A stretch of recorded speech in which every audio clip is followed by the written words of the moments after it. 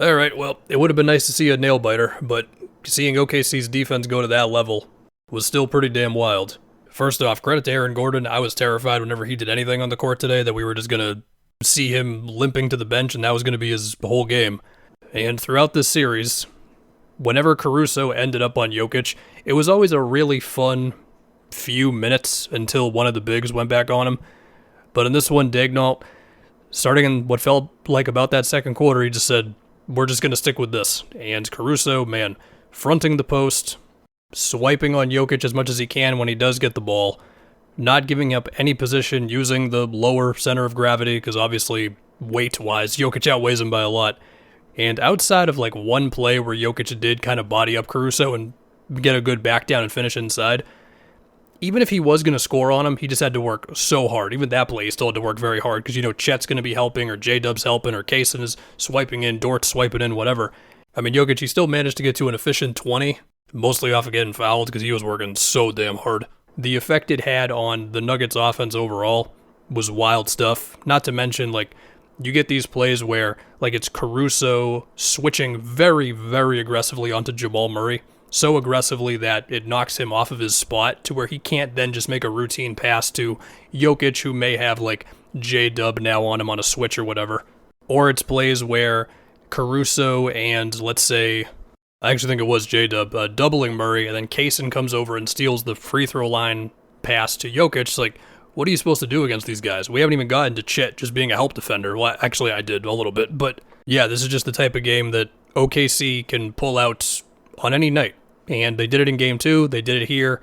For a lot of the series, the Nuggets have just been collected enough, and Jokic is so good, and the attention he draws, and the way that they just time their cuts and their relocations off of him in the Murray-Jokic two-man game, it's been enough to get them to this point, but eventually OKC just makes it so damn difficult, man. I mean, there were some jumpers taken in this one by Murray or MPJ or Gordon. Again, with Gordon, the fact that he was out there at all was scary, and every time the dude did anything, I was scared he was going to hurt himself more, but they're just taking shots where it just feels like they know that doing anything attacking inside is just going to be so difficult. Like, there were a couple of cut actions that they got free on with Jokic in his presence, but for the most part, man, outside of Christian Brown just having some moments of just being really confident when he was left open to take like a pull-up three or a catch-and-shoot three or attack off the catch, there really was just not much there. I mean, where it felt like it really started to go downhill was like Russ had a couple of dumb turnovers. Strother had a couple of really bad turnovers as well.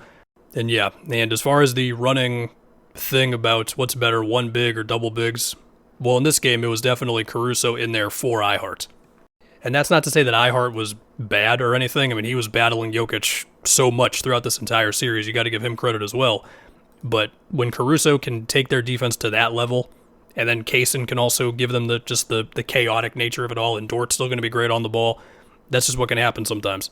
And so you look at that defensive performance and you think about that versus the Wolves, and I guess it's going to be the next test for Ant and all of his split-second decisions and finding driving lanes and the whole thing. And with the Nuggets, I mean, of course you give him credit for getting this far. I mean, I picked him to lose in the Clippers series, and that was just dumb, of course. I guess to repeat just what's been said, they just need to do a better job with the margins moves, right? Like, Zeke Naji has this 4-year contract, and he doesn't play at all in this series. That's my bad. He played 13 in Game 1. I kind of forgot. And he actually got on the court today, but that doesn't count. Strother had one game that mattered, and that game did matter, no doubt about it. But it was one game, right?